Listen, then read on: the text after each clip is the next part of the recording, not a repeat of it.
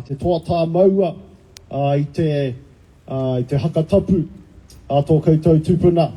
Tēnei te kaupapa, te rauhi nei, te tāwhanau nei ki rua ki o whanaunga, ki o hoa, anei kua tai mai ki runga ki tēnei papa e taku rangatira. Tēnei, kai mihi, tēnei, te ngākau, ka oha ki a koe, ki a koutou.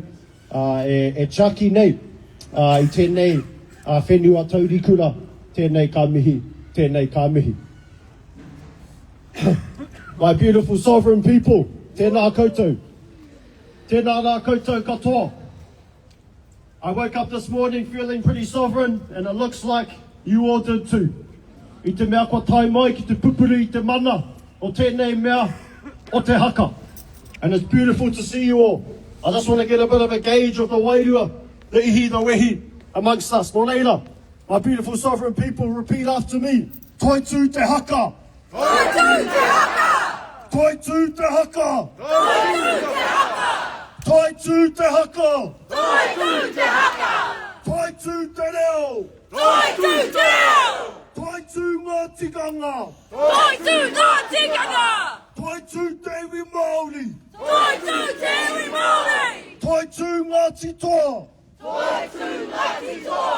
Toi tū Aotearoa. Toi tū Aotearoa. Ka pai, ka pai.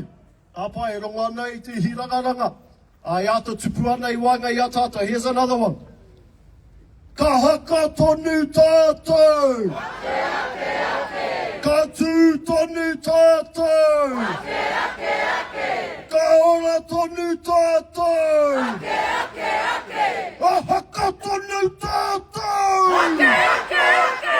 Ka tū tonu tātou. Ake ake ake. Ka ora tonu tātou. Ake ake ake. Ka pai, ka pai.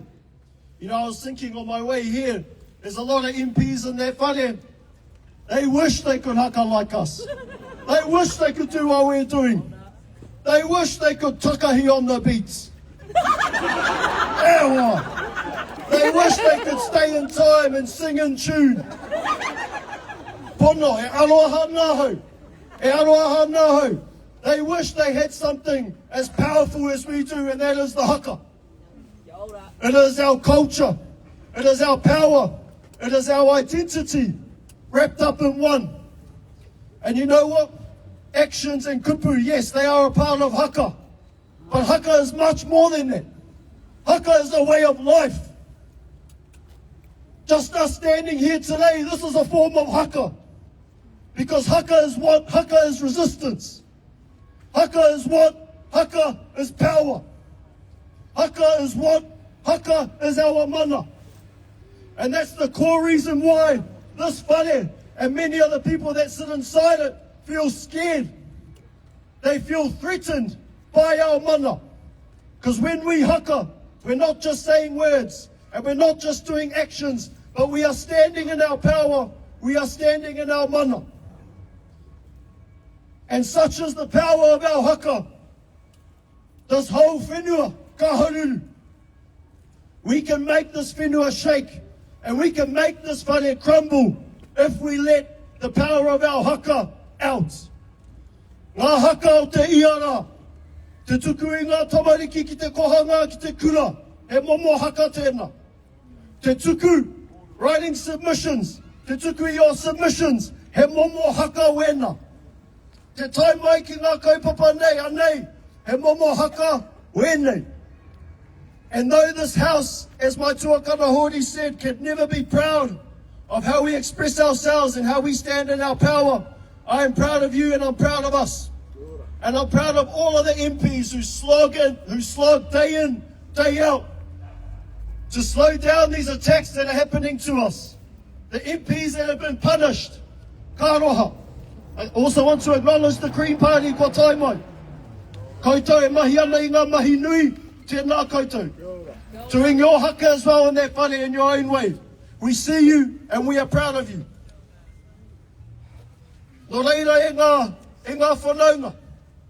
A tēnei ka mihi ki a tātou ko tai mai. A ki te ata, tautoko I tēnei kaupapa. Because that's right, our haka is a source of fear for this whare.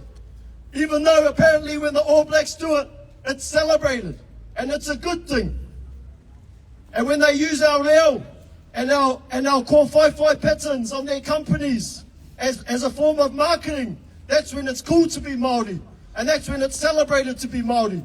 But when we haka in the name of liberation, we are told to be quiet and we are told to sit down.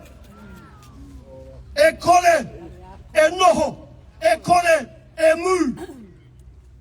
Ka haka tonu tātou. Ake ake ake. Ka tū tonu tātou. Ake ake ake. Ka ora tonu tātou. Ake ake ake.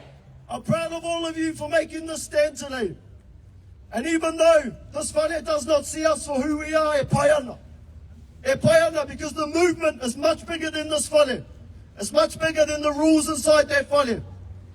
And even though they can enforce their rules in there and tell our whanaunga not to haka, I dare them to come into our homes and tell us not to haka. I dare them to come out here and tell us not to haka. I dare them to come into our kura, to our kohanga, to our marae, and tell us not to haka. There's nothing that will stop us from standing in our power and from being our beautiful Māori selves. Ka mutu koutou, nā tangata tiriti kua tai mai tēnā koutou. I also want to acknowledge you all for seeing the power and the magic of the haka and not being threatened by it, but actually seeing its beauty and the power that haka, tikanga Māori, te ao Māori has in healing all of the problems that most people suffer on this whenua, except for the rich, except for the wealthy. Te iwi Māori, tikanga Māori, it's not just good for te iwi Māori, it's good for everyone. The haka is good for everyone. Nō reira, toi tū te haka. Ake ake ake. Toi tū te haka. Ake ake ake. Ka haka tonu tātou. Ake ake ake. Ka tū tonu tātou. Ake ake ake. Ka ora tonu tātou. Ake ake ake. Tuturu waka maua kia tīna. Tīna. Whawhai. Ai, kire. Tēnā koutou.